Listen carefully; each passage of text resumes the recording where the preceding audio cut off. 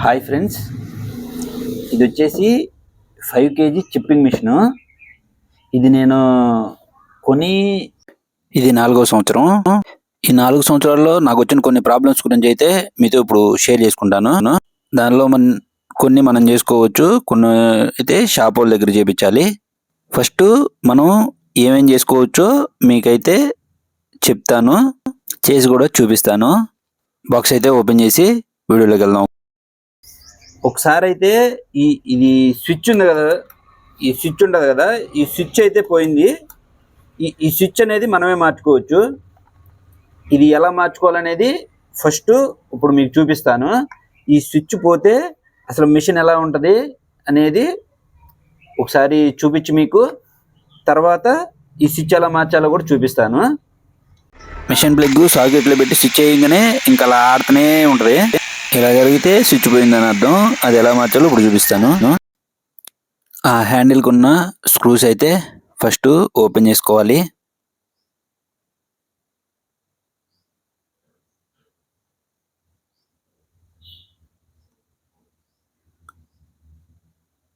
పైన ఎల్లంకి స్క్రూల్లో ఇటువైపు ఒకటి ఓపెన్ చేస్తే సరిపోయిద్ది, పక్కది ఓపెన్ చేయవసరం లేదు. ఓపెన్ చేసి అక్కడ స్విచ్ ఉంది కదా, ఆ స్విచ్కు 2 వైర్లు ఉన్నాయి చూడండి. ఆ 2 వైర్లు తీసేసి సేమ్ అలాంటి స్విచ్ తీసుకొచ్చి 5 kg చిప్పింగ్ మిషన్ స్విచ్ అంటే బయట ఇస్తారు, ఆ స్విచ్ తీసుకొచ్చి దానికి వేసుకోవడమే. స్విచ్ మార్చిన తర్వాత చూడండి,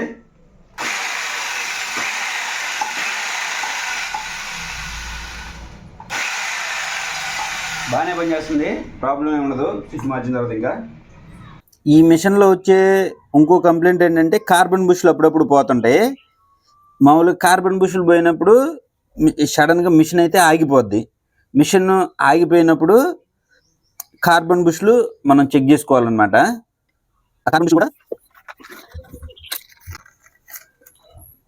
కార్బన్ బుష్లు అయితే ఇలా ఉంటాయి.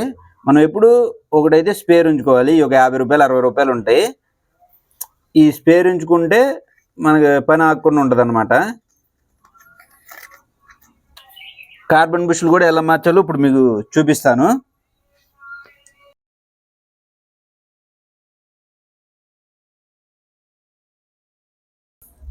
ఇక్కడ ఈ బ్లాక్ కలర్లో ఉన్నాయి కదా, ఇది స్క్రూ డ్రైవర్తో ఓపెన్ చేసుకోవాలి. దీని లోపల ఉంటాయి అన్నమాట కార్బన్ బుష్లు.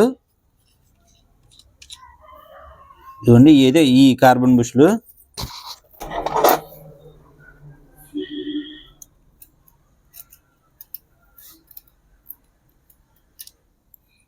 ఇవి అన్నమాట. కార్బన్ బుష్లు ఈ అరిగిపోతుండే, ఈ అరిగిపోయినప్పుడు ఈ కొంచెం ఇక్కడ దాకా అరిగిపోయిందంటే మిషన్ ఆగిపోద్ది. ఆగిపోయినప్పుడు మనం కంగారు పడకూడదు, ఒక్కోటి చెక్ చేసుకోవడమే. ఈ కార్బన్ బుష్లు బాగానే ఉన్నాయి, బాగానే ఉంటే ఒక్కోసారి ఈ వైర్ కూడా ప్రాబ్లం ఉంటుంటుంది. ఈ వైర్ చెక్ చేసుకోవడం, ఒక్కోటి చెక్ చేసుకోవడం అన్నమాట. ఇంకా తీసినవి ఎలా ఉన్నాయి అలాగా బిగించుకోవడమే. కార్బన్ బుష్లు ఇటు ఒకటి ఉంటుంది, ఇటు ఒకటి ఉంటుంది. రెండు కార్బన్ బుష్లు ఒకటి పోతే ఒకటి మార్చుకోకూడదు, 2 మార్చేసేయాలి. అప్పుడే కొంతకాలం మనకు పనిచేసిద్ది అనమాట. ఇంక ఇది అయిపోయింది. ఇంకో కంప్లైంట్ చూద్దాం. ఇంకొక ప్రాబ్లం ఏంటంటే ఈ హెడ్ ఉంది కదా, ఈ హెడ్ నేనైతే ఇది కొత్తది వేయించాను. ఇంతవరకే ఇక్కడ నుంచి ఇది కనబడుతుంది కదా, ఇక్కడ నుంచి ఈ హెడ్ ఇంతవరకు కొత్తది వేయించాను. ఇది 500 తీసుకున్నారు. 500 తీసుకున్నారు ఇక్కడ నుంచి. ఇది ఈ హెడ్. ఇది ఎందుకు మార్పించానంటే ఇలా వెనకని ఇటు బిట్టు పెడుతుంటే ఇది లోపలికి వెళ్ళింది కదా. మామూలుగా ఈ హెడ్ నేను మార్పేకి ముందు మామూలుగా ఇలా లాగి ఇలా అంటే ఇది ఇటు కూర్చునేది కాదు. మామూలుగా నేను షాప్కి వెళ్ళి ఈ కంప్లైంట్ చెప్పినప్పుడు వాళ్ళు ఇది ఒకటైతే మార్చారు. అప్పటి నుంచి అయితే ఇబ్బంది లేదు. ఇది మార్చి కూడా ఒక నెల అవుతుంది అంతే.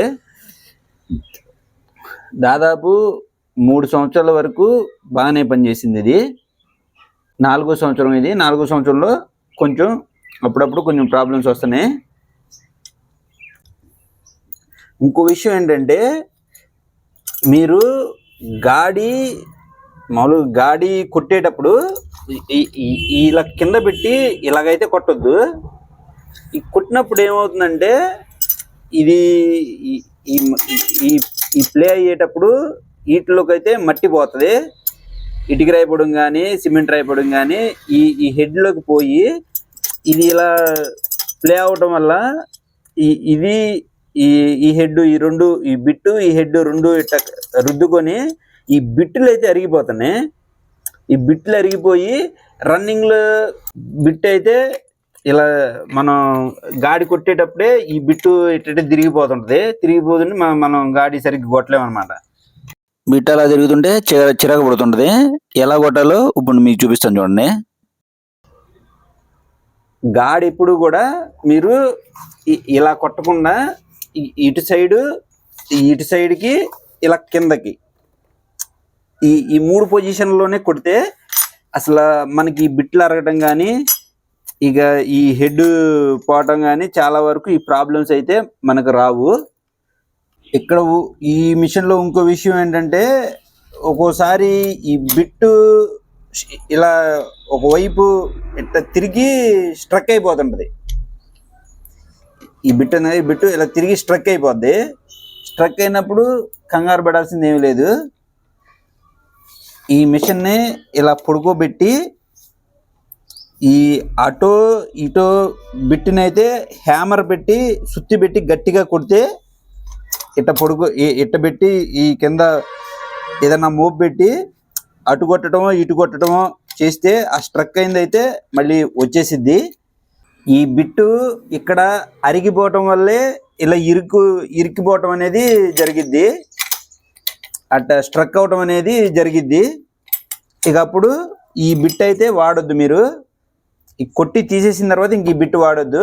కొత్త బిట్టు కొనుక్కొని కొత్త బిట్టు వాడుకోవచ్చు.